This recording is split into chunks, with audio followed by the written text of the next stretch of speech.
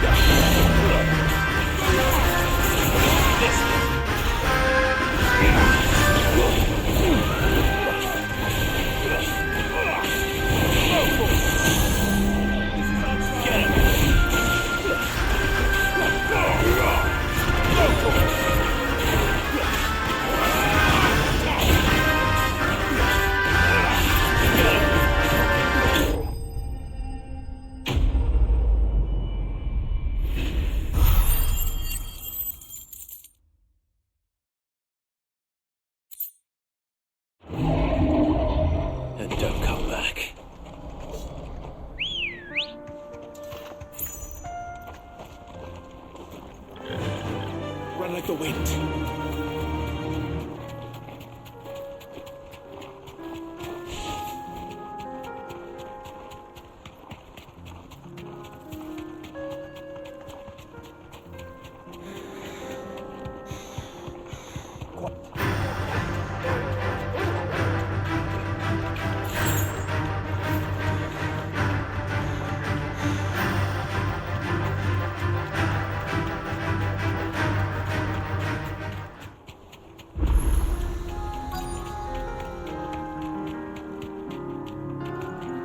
Straight home now.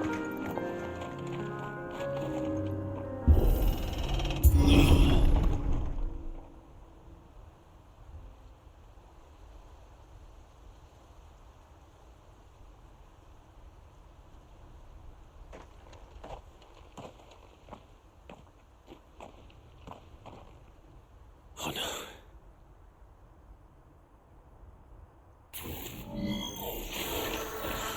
You'll pay for this.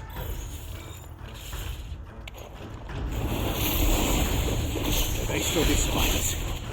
All the more reason to rid this place of echoes. Be so.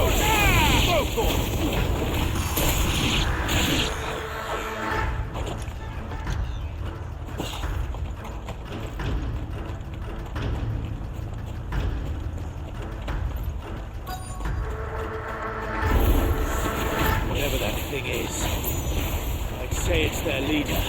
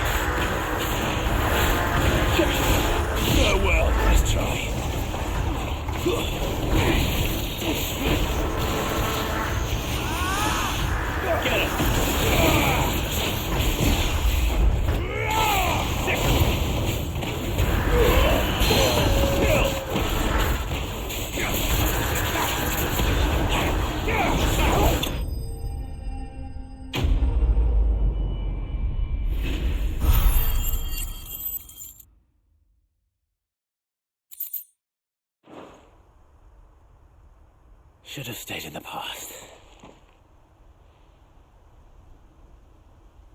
These must be Cyril's colleagues. You have our thanks, stranger. Who are you? Ah, forgive me, my lord. I did not recognize you.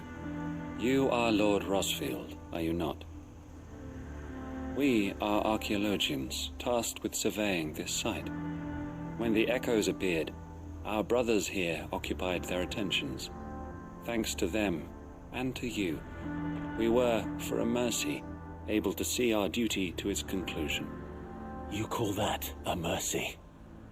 Your brothers might still be alive if you put their safety before your duty. Surely this survey wasn't worth dying for. We are charged with uncovering Ultima's origins, a duty of the highest import, as I'm sure you will agree. And you think your dead brothers would agree with you too? I know they would. They gave their lives for the cause, an honor to which all Undying aspire. Now, to what do we owe the honor of your presence, Lord Marquis? Cyril told me of your work here, and I agreed to collect your findings in his stead. I see. That is most kind. Pray, take them then, with our humble thanks.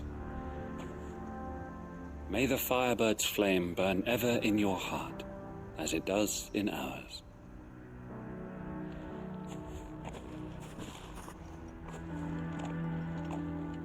It's one thing to lay down your life for another, but for a survey...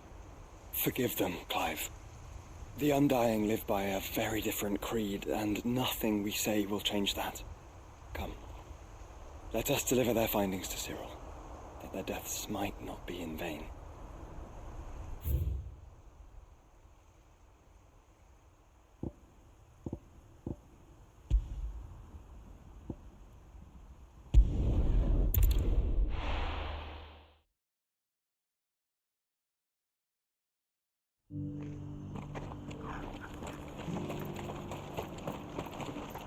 Here, take a look at my wares.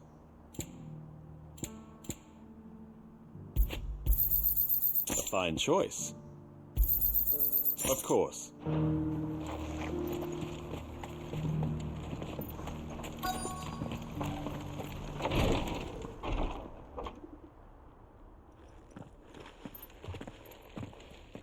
Your Grace, my lord, I trust your journey was not overly onerous. Cyril, you found a letter from Father? Yes, I have it here.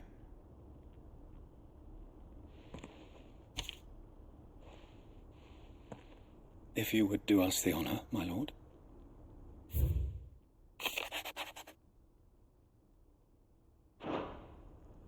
An inheritance.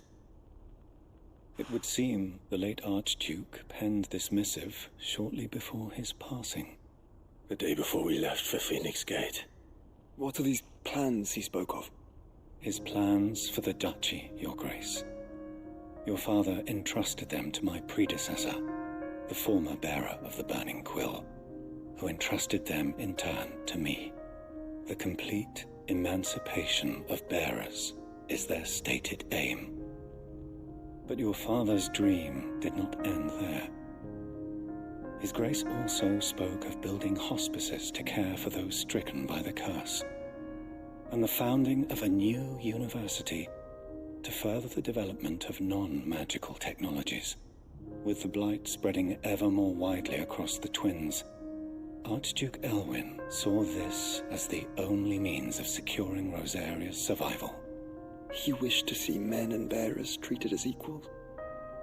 To see centuries of common wisdom overturned. Small wonder he did not think it achievable within his lifetime. But he thought it achievable nonetheless. Had he not, he would never have written this message. Nor would he have entrusted his vision to his most faithful aides, those who would have stood with you, shielded you from the machinations of the less benevolent personages at court. It's a pity only they are still with us. 'Tis true that those most loyal to your father were the first to suffer the Duchess's wrath. But one at least remains, and she has come bearing gifts. What do you mean? Mayhap it is better that she explain, my lord. After all, the duties entrusted to me by my predecessor extended only to recovering His Grace's will and arranging a meeting with the one who might execute it, or a part of it at least. And where is this woman? She awaits you in the archive, Your Grace. Thank you, Cyril. Shall we then?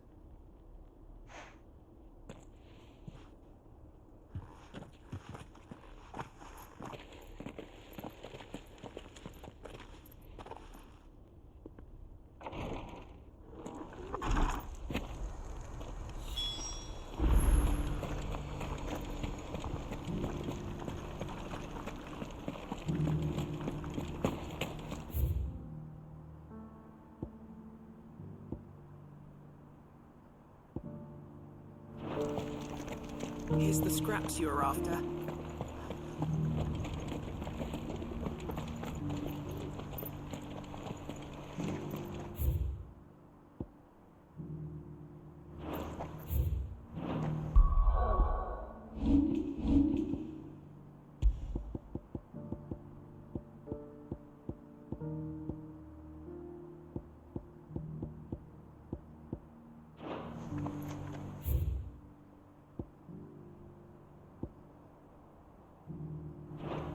Have you noticed the Elder?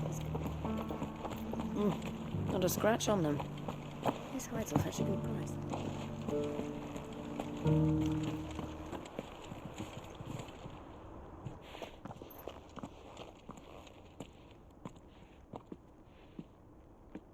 My lord, your grace.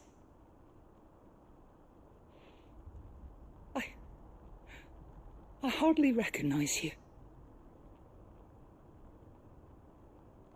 I am Goditha, retainer of House Rosfield, loyal servant to the Phoenix and his shields. Your father, the Archduke Elwyn, entrusted me with the delivery of a gift.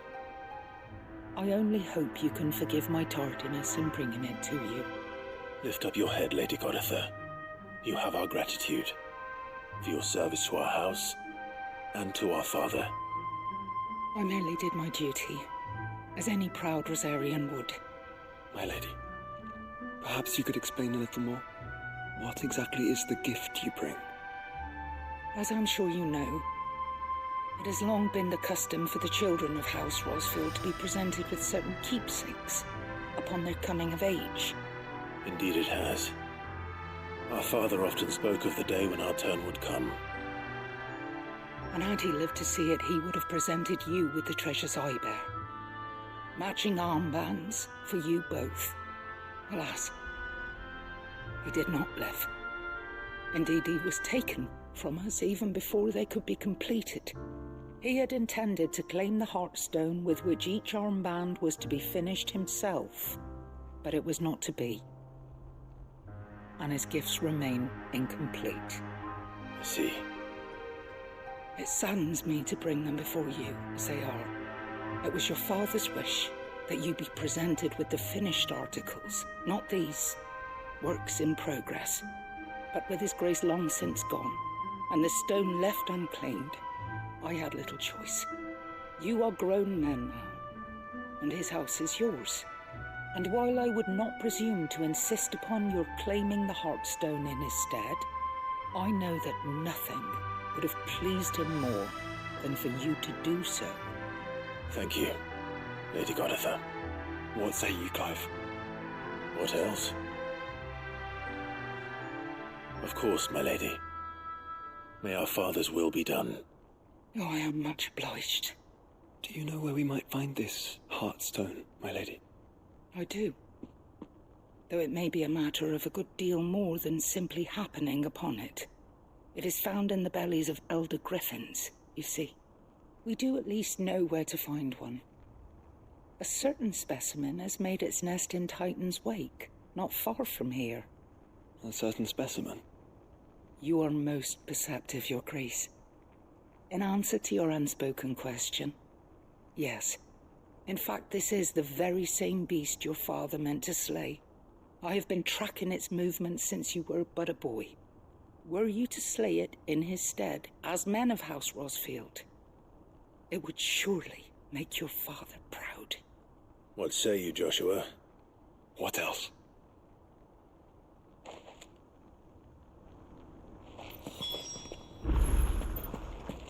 Titan's Wake is to the south of here. But we must not be hasty. The good lady has been disappointed once already.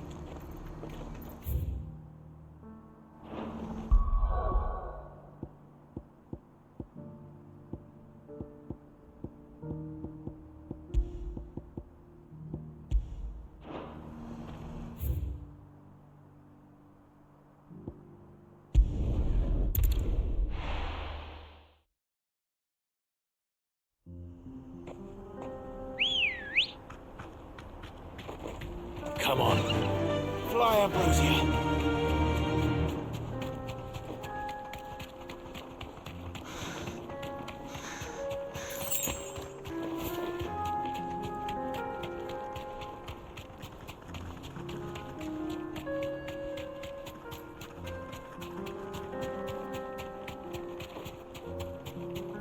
Eyes peeled, Joshua.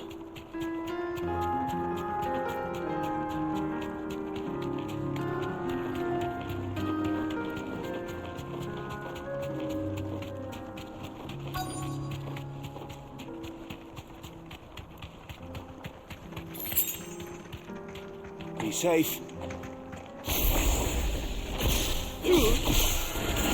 There it is. The House Rosfield.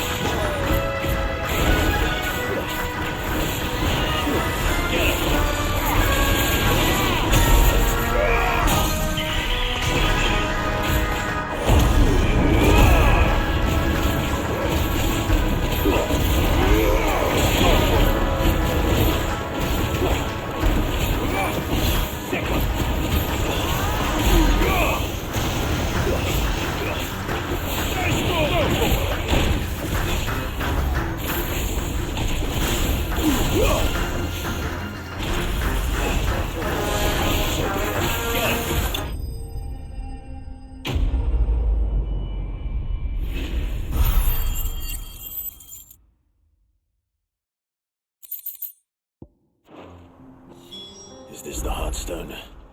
I expect Lady Goditha will know.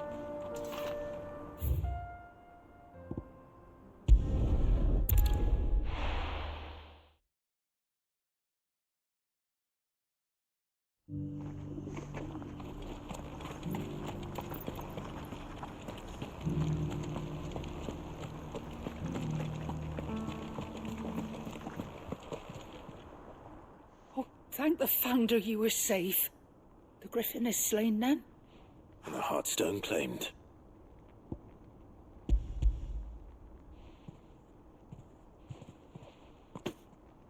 Yes. This radiant luster, like frozen flame. It is just as your father described it. Thank you, my lord. Your Grace. Your father would be so proud. Lady Goditha, the lapidary is ready. Thank you, Cyril. I will be with him shortly. If you would excuse me, I shall have the stone cut and set forthwith.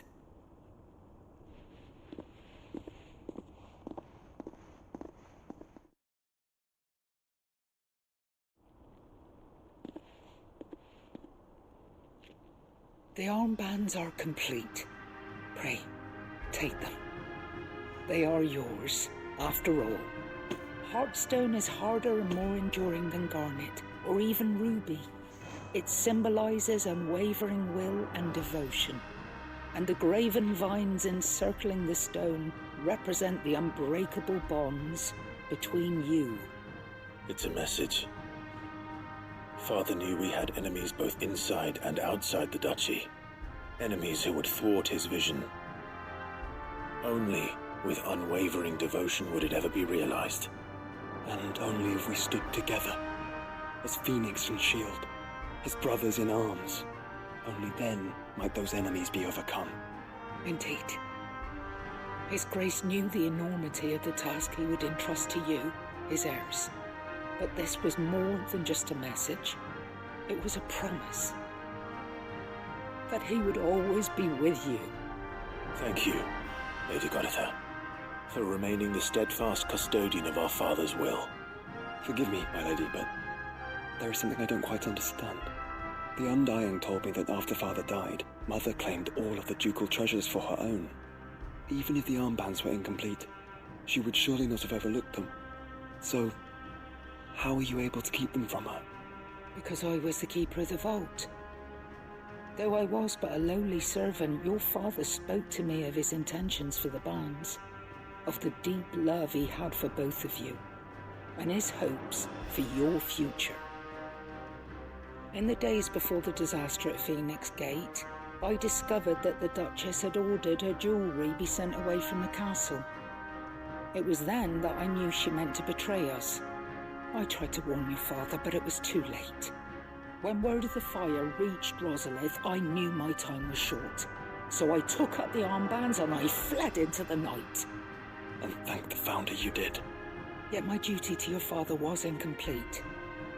Not knowing what else to do, I followed the Griffin, thinking I might claim the Heartstone on its passing.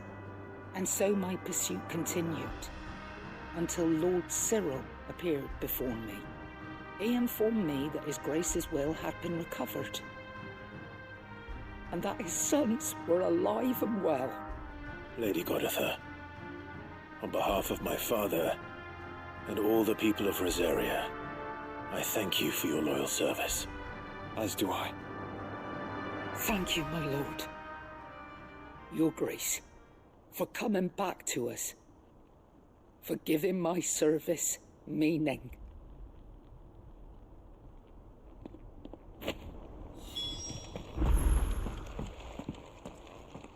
The bands suit you well.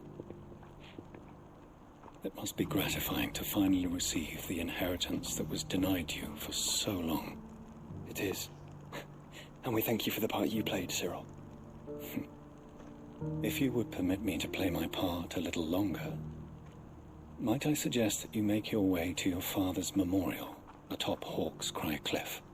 Let him see that you have received his blessing, and that his vision lives on in you. I suppose it would be churlish not to. What do you say, Clive? Shall we pay Father a visit? I think we should.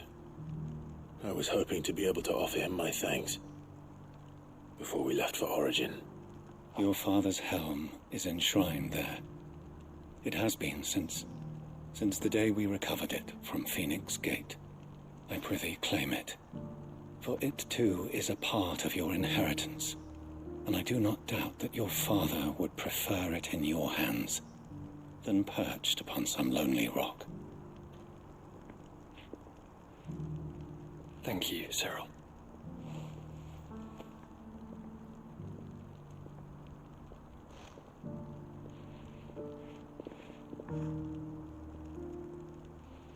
Come on, Clive. He's waiting.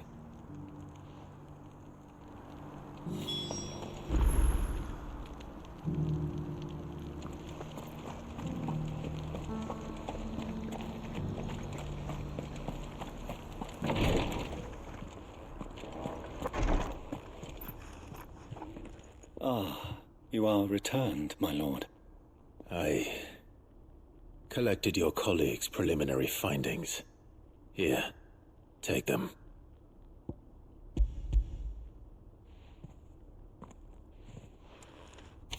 My thanks.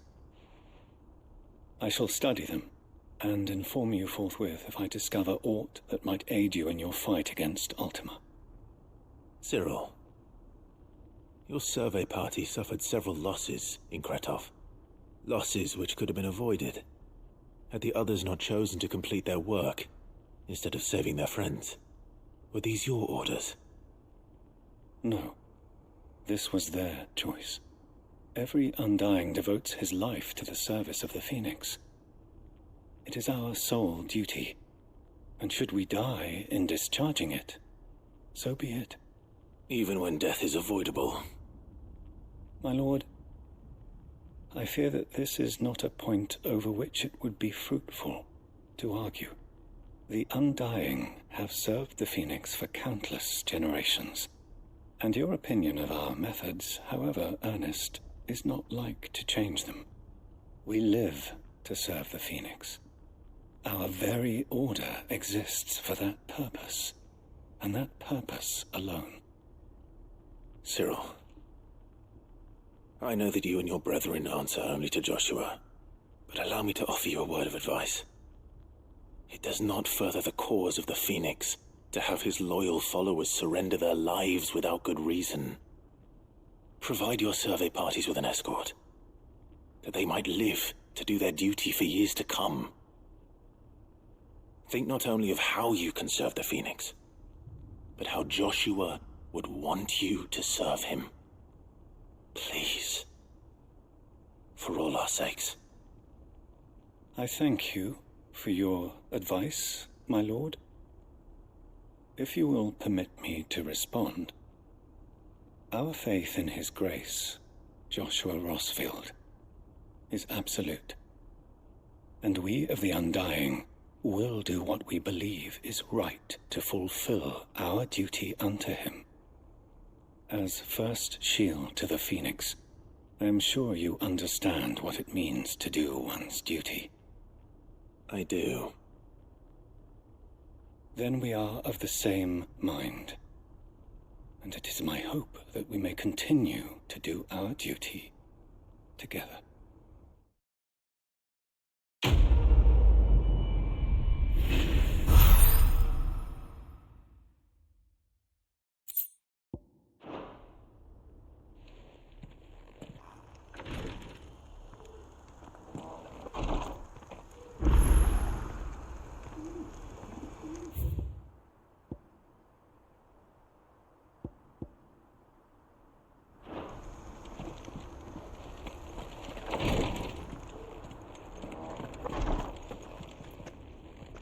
Lord Marquis, if you have a moment.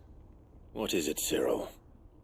One of our brethren lately journeyed across the strait in order to pursue a new avenue of inquiry in our ongoing investigation.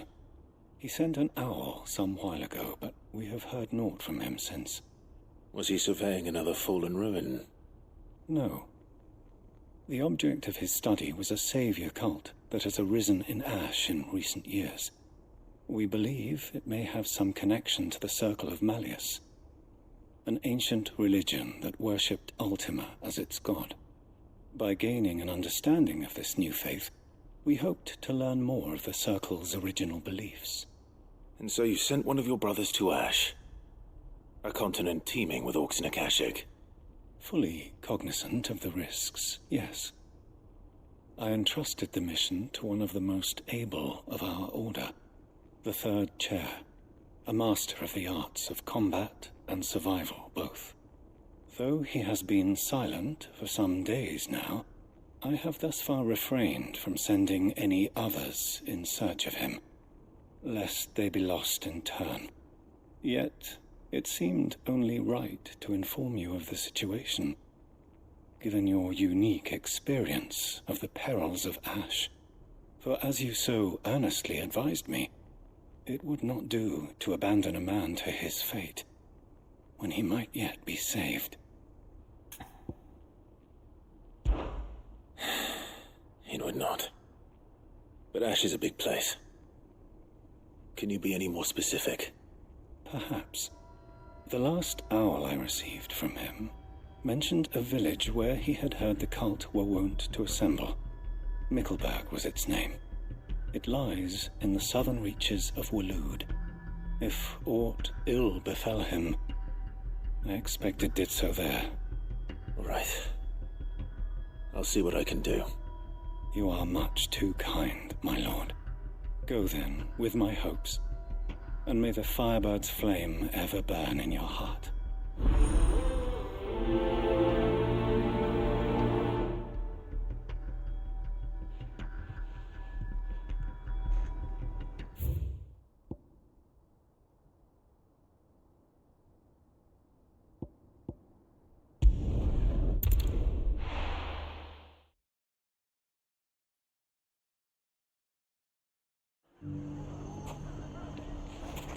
Everything's back the way it was.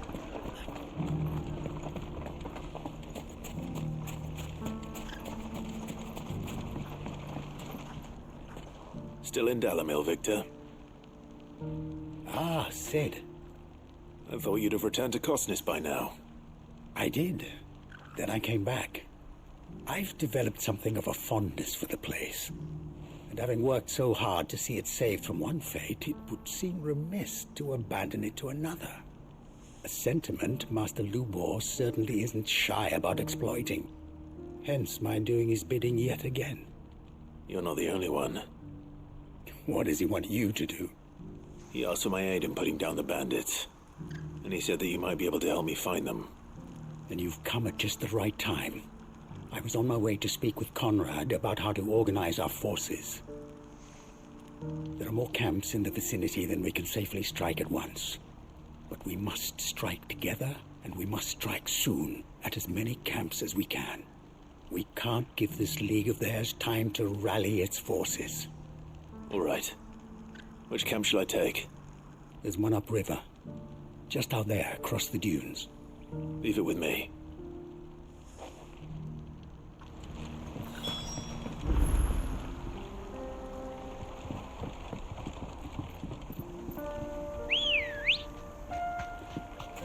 Good girl. Those ne'er-do-wells won't be bad. Caution, brother.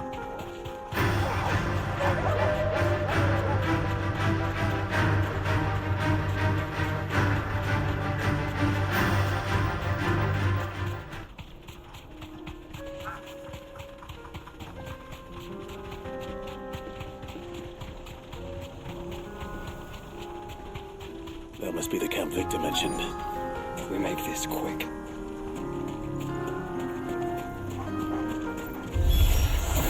That's him. The one who killed Locke and Fingers. Take his head off!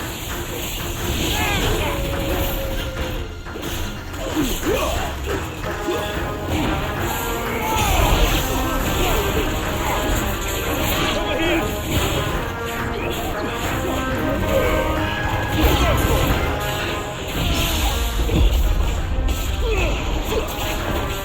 It's over, this one.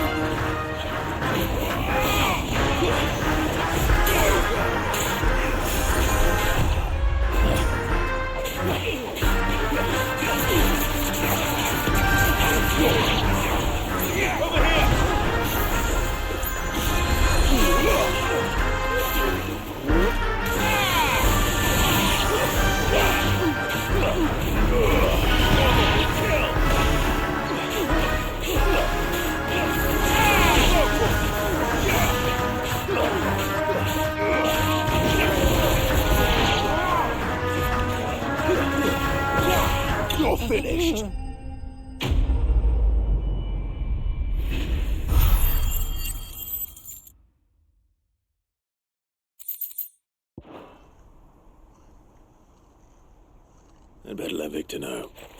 Sid, where are you? Ah, I see the bandits didn't pose you any trouble. No, but... that's not why you're here, is it? No. Something's happened. We need you back in Dhalmekia. What is it? The whole town's in uproar. They're saying that Lubor is a bearer. What? Seems that one of our parties wasn't as thorough as they should have been. They let one of the bandits escape, and his escape route took him right through Dhalmekia. Some of the children spotted him, and he was about to silence them. And when Lubor felled him with a bolt of magic, and without a crystal. But that's not possible. It is, if he's a bearer and has been hiding it all these years, which is what people are saying. If he has, well, I wouldn't blame him. No man is branded by choice. Still, all those people see is a man who's lied to them all his life. One who was made a leader of himself when the world believed he should have been a slave. Fuck. I don't know where we go from here, but I know one thing. Lubor needs all the friends he can get right now. You're right.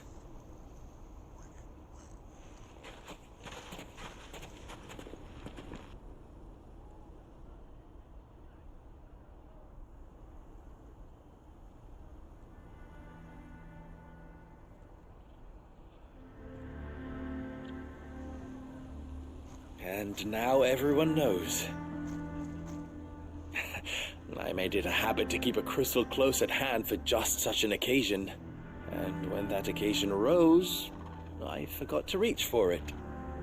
Well, it was bound to come out sooner or later. We're sorry, Lubor. We tried to keep running, but we just couldn't anymore. There's nothing to be sorry for. I rather enjoyed playing the hero for once. All that matters to me is that you two are safe. Look at him talking to his betters like it's nothing. All lies, I'll wager. Just like the ones he fed us all these years. Once people make up their minds, it's hard to change them. We need to do something, and quickly. Convince the people not to let their prejudices blind them. Convince them that nothing has changed. That their enemy lies outside these walls, not within them. You're right. We should speak to everyone. I'm glad you agree. I'll handle the townsfolk. I'm a Dhalmekia born and bred. They listen to me. You head to the tavern. Make Conrad and Natalie remember who Lubor really is. They know that Lubor and I are friends. I might not make for the most impartial of interlocutors. Lord Underhill of Randalar's League of Merchants, however, is a trusted and impartial mediator of note. I'll do what I can.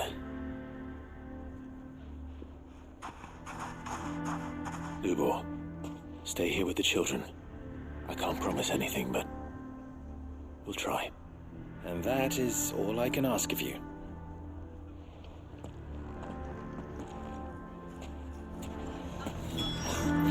Why are you taking the bearers? Why do they always have to make such a fuss? I knew all along that he was... Forgive me for disturbing you, but could I have a moment of your time? I've seen your face before.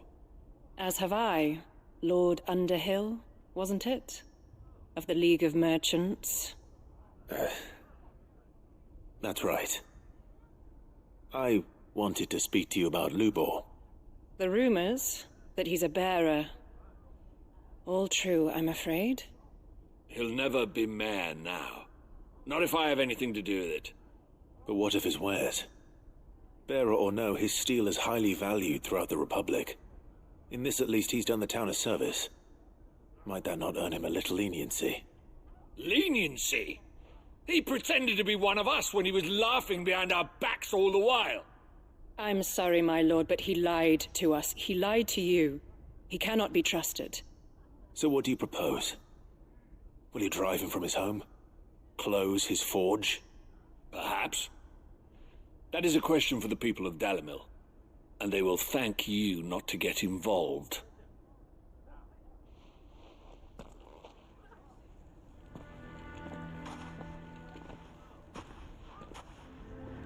The townsfolk have made their minds up. There was nothing I could do. Nor I. Conrad and Natalie refused to consider anything but their own wounded pride. You never know. Once their anger is cooled, they might see things differently. For now, we should report back to Lubor. All right.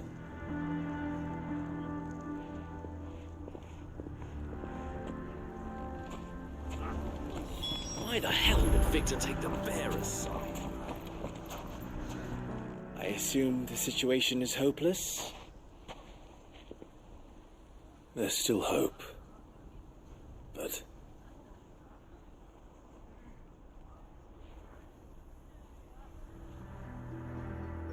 But perhaps not in this lifetime, I think it's fair to say.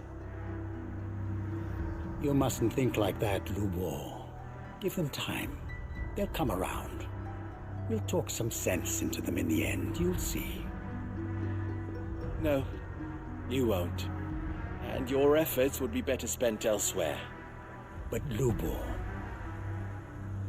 Rosina would often tell me